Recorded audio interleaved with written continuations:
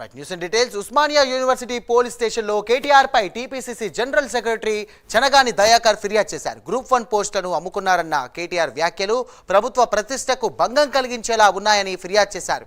24 గంటల్లో ప్రభుత్వానికి కేటీఆర్ క్షమాపణ చెప్పాలని, లేకుంటే 100 కోట్ల పరువు నష్టం దావా వేస్తామని చనగాని హెచ్చరించారు.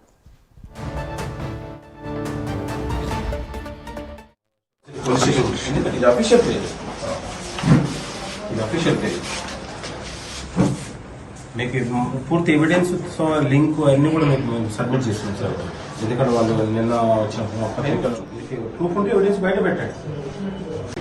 టీఆర్ఎస్ అఫీషియల్ పేజ్ ఇది మీరు చాలా సీరియస్ గా కేసు కట్టి కేటీఆర్ ఇక్కడ పిలవాలి సార్.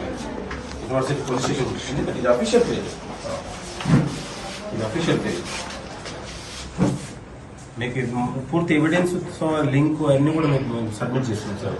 ఎందుకంటే వాళ్ళు నిన్న వచ్చిన పత్రికలో కొన్ని అవసరాలు ఇది బీఆర్ వరకు డిలీట్ చేయాలి.